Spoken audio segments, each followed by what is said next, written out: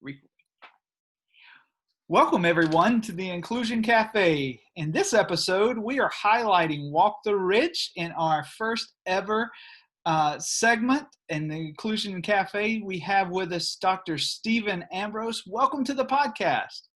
Joe, thanks for having me. Big fan of your work, and I am happy to be here.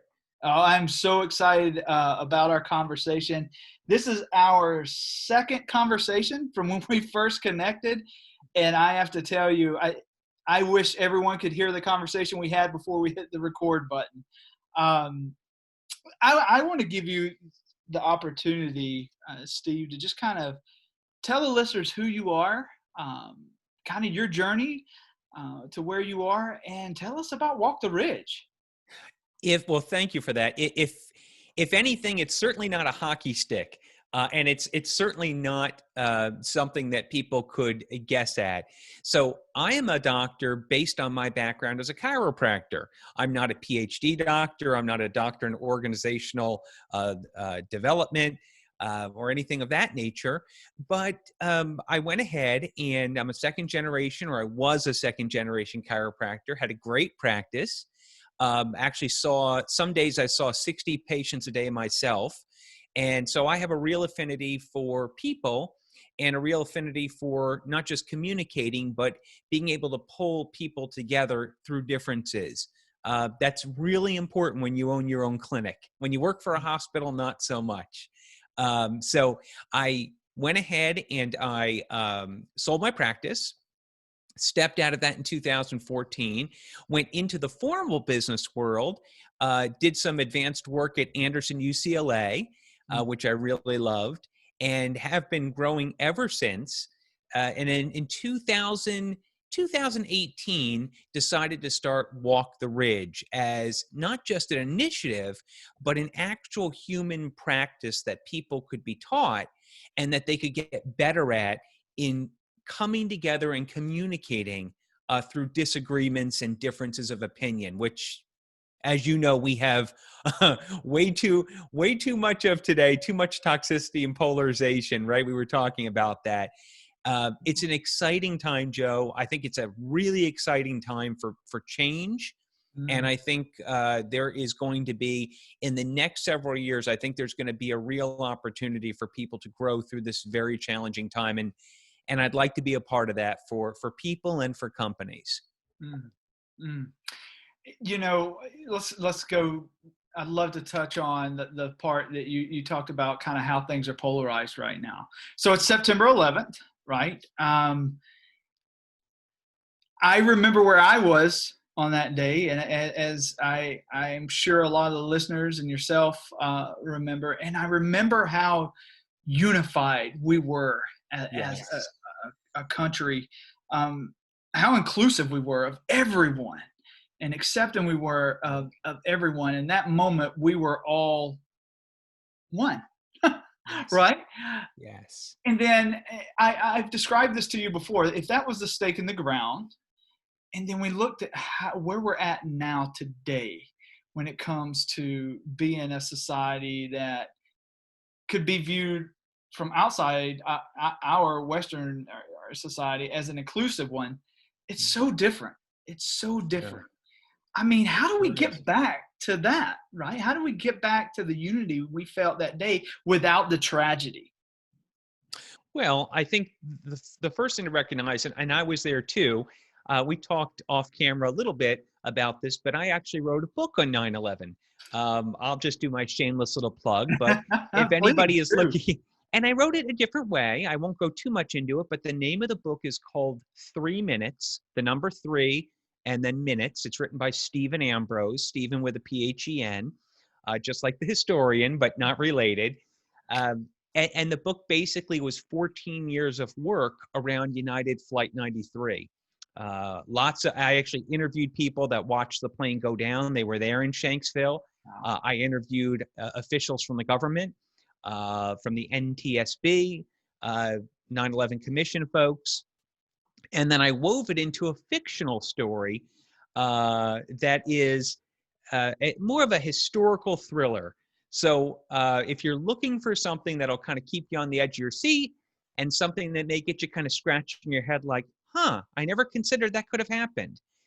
This is sort of a very unique read, and it's a couple hundred pages, and I think I would love for people to get it. Part of the money that we collect from that goes to the Flight 93 Memorial, Mm, but it's something that I feel very strong about. And but moving that out of the book, I do remember when Congress sang "God Bless America," and there was Hillary Clinton standing right next to Trent Lott, singing hand in hand and shoulder to shoulder. And yes, it's a different time today. I think primarily because the better angels of our human nature have begun to evaporate, particularly with not just social media, but the need to control and control power, and also with the media as a whole. One of the things you're seeing today is purposeful toxicity. You're mm, seeing purposed segmentation. I don't care really whether it's Fox News. I don't care if it's MSNBC, CNN, New York Times. There's gaslighting going on, Joe. mm. There is, if you watch somebody being interviewed on one of these stations, you will see while the interview is happening, they play video behind to incite upset and anger. Right. And it's no longer a matter of, hey, you know what? We're for this candidate, let's say, and anybody for that candidate, hey, just not our cup of tea. It's, hey, they're the enemy. They're stupid. They're evil. They're Mm, going to be the end of the world if they come to to power. And it's really gotten toxic because there's this incessant need to control. The other thing I want to say too is we've really had a breakdown, I think, as a society in the use of our soft skills and engagement techniques. And I know we're going to get into it, but that's a big part of Walk the Ridge and the work that I created and do. And it's really, I think, gone missing today in companies and with certainly in college campuses, but in companies certainly as well. It seems that a lot of these soft skills, these dialogue techniques, are not being utilized and owned by people, and there's just a constant clashing, yeah. and it's unfortunate for our future generations if we don't fix that. Yeah. Gosh, that's such, great perspective. We're going to get into Walk the Ridge, the kind of start to finish or the high level in a moment, but I want some more of your insight. So you've used the term on a previous call with me, battle testing inclusion, right? You've used that phrase. Oh yeah. I could not get that out of my head when you said that. I wrote it down in 3 different places, and it's kind of been ringing or resonating with me. Yeah. So coming out of the society and moving into organizations, right, which is kind of my wheelhouse and the Inclusion Cafe focus, how important is, or let me ask this, define battle testing inclusion for us and Yeah. what that should look like within an organization. I think that's a better question. Sure. One of the things I know I'll get further into this when I talk more about Walking the Ridge, but one of the things in the solution in the program we have is for people to recognize that there's a lot of top down today in diversity and inclusion. I just got off of a really great interview with Eric Mitchell of Livongo. He's head of DE&I there, and we had a really raw and riveting interview. Uh, and I would say that Eric and I don't agree on everything, but we do agree that what we're seeing a lot of in today's society and in companies is the term inclusion being thrown around, being almost put out there as a follow through policy. And there's almost an expectation, oh, people are just going to get it. Well, unfortunately, on the front lines, that may look good in PR, but in your cubicles, when you're having conversations, in your intra-office chats, in your emails, in your meetings, what's happening when people disagree with each other? What's happening when people actually have differences of opinion? It's very interesting, Joe. Weber Shandwick, a good-sized advisory and consulting company, came out with a study on incivility not too long ago. I think it was in late 2019. And they found that 85% of all adults in this country experience at least on average, 10 uncivil actions directed to them every week. Mm. Now, you start talking about a company with, let's just take 5,000 employees, and 10 of them, and every week, they have 10 uncivil actions. Start multiplying those numbers cumulatively and all the interactions that people have back and forth. And you recognize when we talk about inclusion that, inclusion really is an action. It's not just a de facto that comes off of diversity. Mm. And today, when we talk about battle tested, if people don't genuinely know how to work together through differences and actually put inclusion into real action, so if they disagree, they can come out the other side without blaming, shaming, disliking, shunning, name calling. That to me is more aligned with real inclusion. Mm. Right? I mean, if inclusion Yeah. is just, hey, these are our principles at XYZ company and our people are inclusive, let's put that on a social media, that's worthless to me. If it's not battle tested, if it's not felt, then frankly, it's not really there. And one of the things we do with our program is when people do go through it, for companies, we have a mandatory, with a capital M, mandatory post-program survey they have to take. And the survey is not, oh, how did you like the program? Give us 5 stars. It's not like that. It's, hey, out of the 23 lessons that you were taught within this program, everything from empathy to listening to principle of charity to imago to, I can go down the whole gamut, mindfulness. Which 5 are the poorest exhibited at your company? Which 5 are the best? And then what do you think about the company's current DE&I efforts? Do you really feel them, or are they falling short? And if so, how?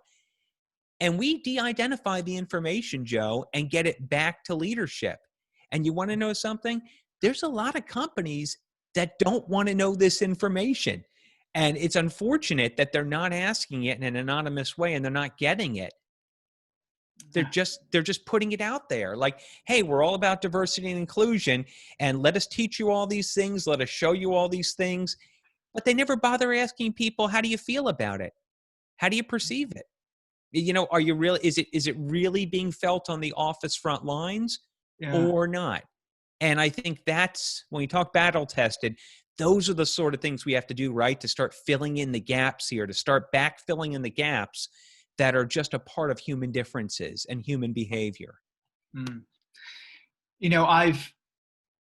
Steve, I don't think I've shared this with you. I've kind of started on this journey, right, in my personal life and my professional life to figure out what is the root cause of this, right? What is the root cause of organizations not being able to get the inclusion equation right? There's so many times I go into an organization or to a client in the past, and I follow these phased approaches that the D&I guy or gal does when they go into the company. But Yep. sometimes, it works flawlessly and everybody's on board and all the cylinders are firing. But we leave these companies from a consulting standpoint, and you check back in every so often, some of the same struggles are there, right? So two questions. One's a philosophical kind of your opinion. I love your opinion on things. One is, what do you think the root cause is of organizations not getting the inclusion equation right? And the second one is, how can we give accurate change making feedback to D&I personnel like myself, as well as to executive leaders, those who are in the positions to make the change? Am I being clear on those two questions? You're crystal clear. I think the first, I'll go with the second one first, which is how do you, if I read you completely right on this, how do you let leaders and those in charge of D&I know And I think the very best way to do that is to, well, first at the very top end of that, you've got to have completely anonymous third-party surveys that ask the really Mhm. detailed questions, which are, how is it being perceived? And by the way, you're safe to give this because we are not going to know your email. We're not going to know your identity when we read these answers.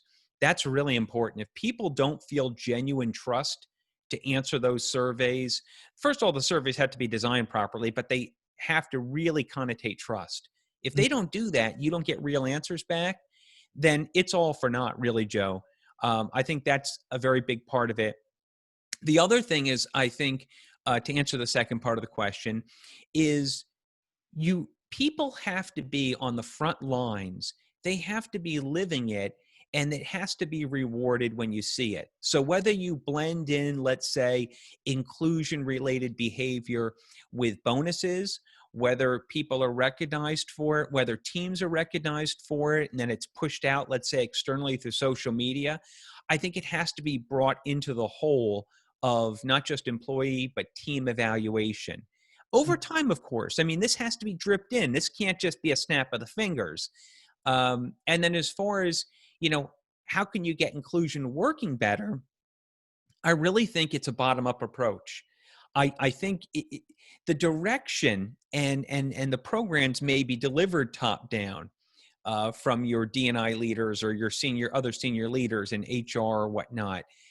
But I really think people have to be empowered and inspired to meaningfully contribute into culture.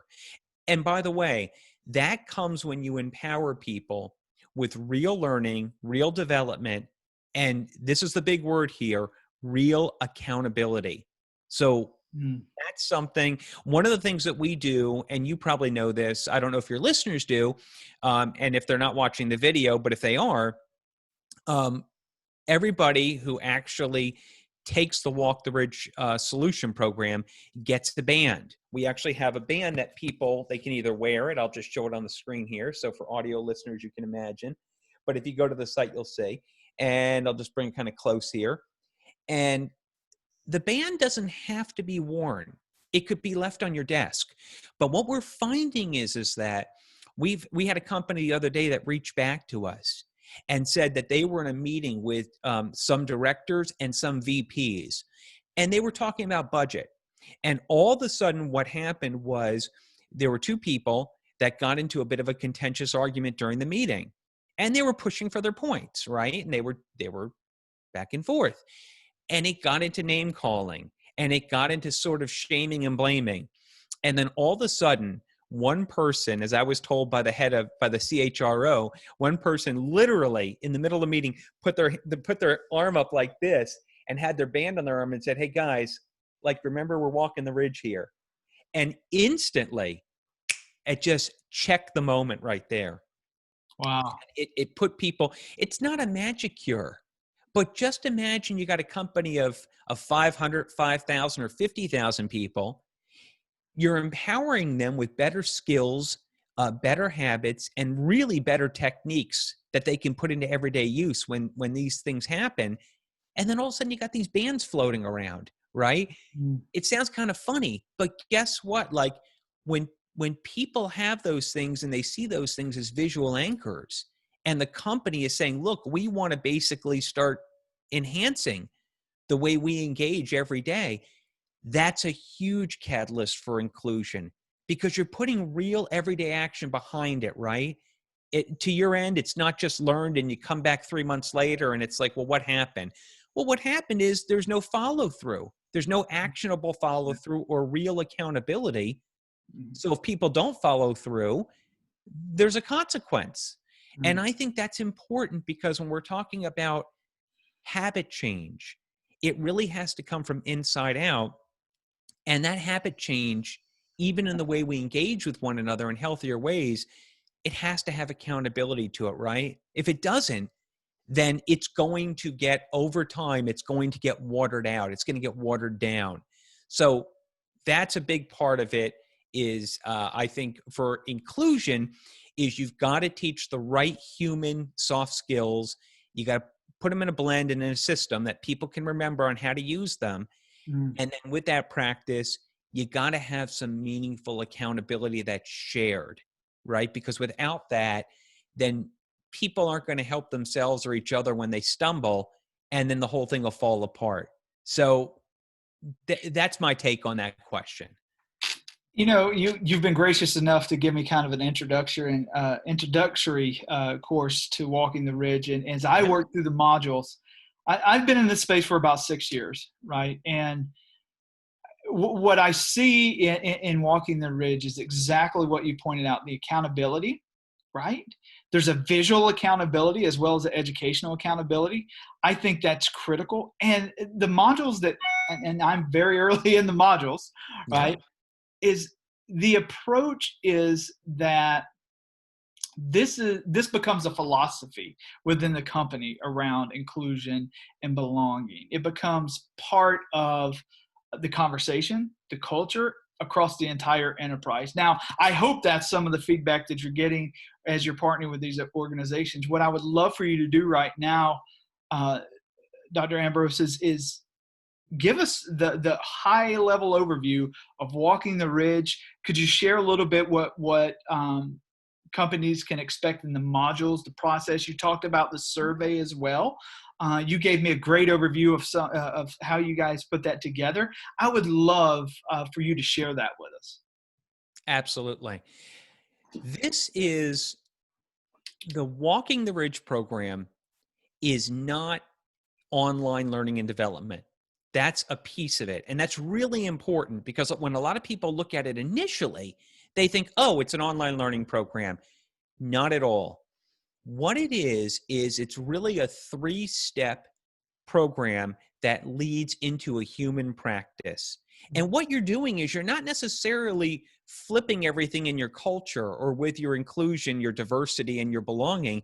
You're just enhancing it. You're catalyzing it. Hmm. So imagine like this, what you would do if you were a company is you would come in and you would say, okay, I want to get this program. Now, the program itself, the learning program, is 3 hours to complete. It's 5 modules, and the modules basically take the person through a journey, and it's very individualized. It's going to be different for everybody, and it leads into a practice. So, for example, a company, let's say, of 10,000 people, or even 1,000 or 100 people would come in. It could be a legal firm, it could be a hospital, it could be a trucking company, doesn't matter. It could be a baseball team, it could be a high school, doesn't matter. Anybody who has an organization where people interact, this is Walking the Ridge. The process is they actually make the purchase. The program itself is priced per employee or per organization member. So, for example, a program, let's say, with under 500 people would be $14.95 an employee, which is nothing. It's nothing to invest in your company these days. I mean, that's a lawsuit. That's an HR claim. I mean, that could be avoided. So we price it low, and we make it such that when people come in and purchase this program, they get immediate access to share out with all their employees, all their organization members. And that happens within 72 hours. And then actually, I craft a video that is a short landing page that companies send out to their employees. And when employees land on it, I do the introducing of the program. I say, listen, my name is Dr. Steve Ambrose. I'm the founder of Walking the Ridge, and I want to let you know that Johnson & Johnson has worked with us to put this together because first and foremost, they care about you, not just as employees, but as people. So this is for you first individually and for how you're going to interact in your workplace experience. And you can expect a lot of great things to happen. That's how it kicks off. Once they actually get into the system, each employee, they only need to give us their first name, last name, and email. That's it. And the company can do that with a flat file if they want to do it all at once. And then from there, The program is 3 hours long to go through the online learning portion. Every single employee or every person that's a viewer gets a band. We actually ship these out. And we make sure that there's 3 different sizes of those. When the employees go through the program, the 5 modules, it starts essentially with the first module being about the journey and what this is all about, walking the ridge. It then moves into learning more about themselves, things like self-awareness. If we get into like their personal identity, which is very important to developing habits. Mm. We've got short bite-sized lessons, Joe, that make up each module. So each module is between 25 to 35 minutes. There's 5 of them.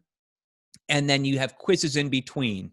Right. Basically, you can't go from one module to the next without the quizzes. Not too difficult. And the program knows where you've left off. So you can do a little bit at a time.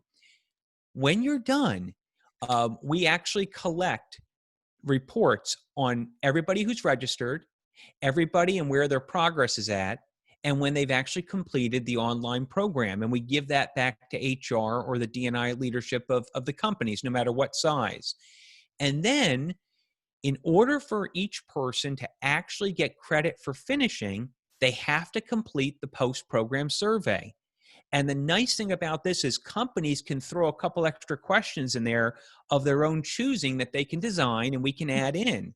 Wow. Like if they want to know something in particular, if they're having a problem, let's say with empathy, if they're having a problem, let's say with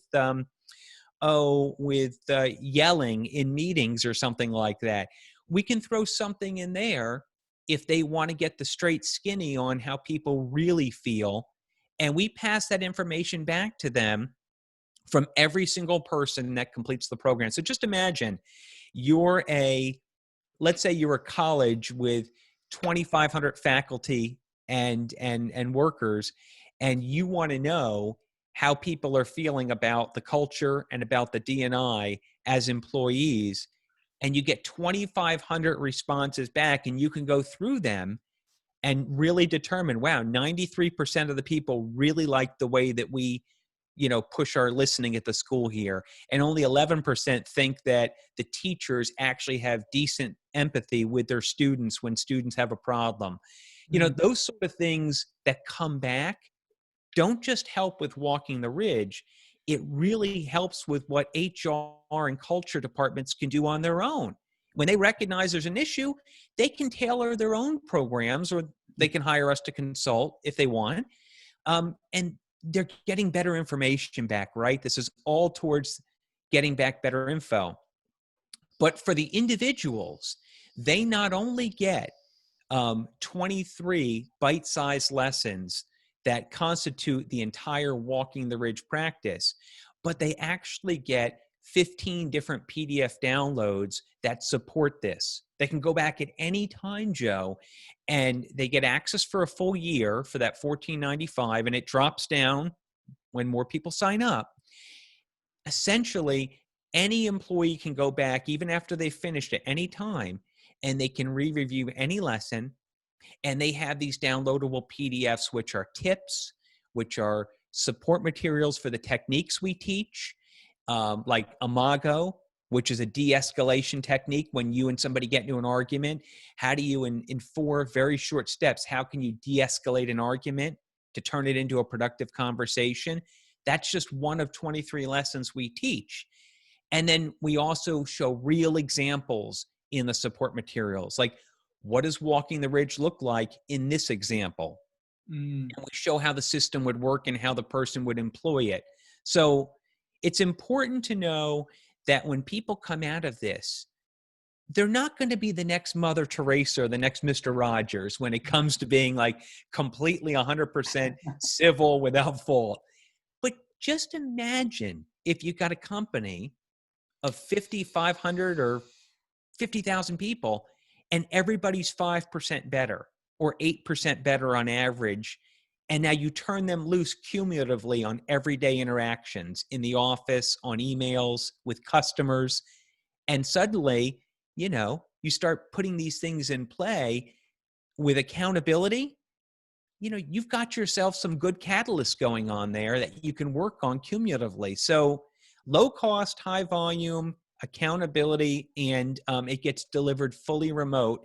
And the best part about it is that it's really meant to inject into any culture or any D&I from any company. It's not something that people don't have to buy technology. They don't have to go ahead and integrate anything. It's all done remote on our secure platform, and it's very easy to start. And so that's the way it's been designed. Mm. Yeah, I have absolutely enjoyed my first module. I am almost done with module one. I'm hoping to get through the other modules this weekend because I'm excited about Walking the Ridge, and I can't wait to get my band. I'm going to be rocking the band everywhere I go. And to the listeners, I absolutely highly recommend, if you're in the D&I space or you're D&I HR professional, please reach out to Dr. Steve Ambrose and Walk in the Ridge and check this out. I have one last question for you, Steve, and I ask this to most of my guests that come on the show. First, I do want to thank you for coming on. I've absolutely enjoyed this. You're the very first person for this segment and highlighting organizations, so I appreciate it. Well, thank you. I appreciate that. I didn't bring my best hair today, but hopefully your viewers will be okay with that. I am so behind on a haircut. And it's laziness now. I have to admit, it's not COVID anymore, which is what I blamed it on. Yep. My wife now tells me I'm just being lazy. So that's on the list for this weekend. But my final question is, imagine yourself in a room with all of the major organizations and companies, CEOs, senior leaders. What do you want to say to them regarding creating a workplace of inclusion? What is the nugget you want to leave them with? I would say that don't presume that what you're placating and pushing is being adopted. Assume there's lots of gaps, and assume those gaps need to be filled meaningfully. And if you don't fill those gaps, then this house you're building on inclusion is going to come crumbling down if it doesn't have a meaningful foundation. So, look to the everyday frontline conversations and interactions, and within the framework of inclusion, seek to improve those so conversations and engagements genuinely are not just healthier, but that you're giving people the means to feel more confident, less stressed, and here's the biggie, more in feeling more in control of themselves and their emotions through disagreements and differences of opinion, because it's going to happen. And the more you can do that, the more you're going to foster genuine trust and belonging, even between people that are disparately different in their views. Dr. Ambrose, thank you so much for being here and for your time today. Absolutely. And I appreciate you having me. Thanks for giving me the opportunity. And I just love what you're doing. And we need so much more of it. So, appreciation right back at you. Thank you.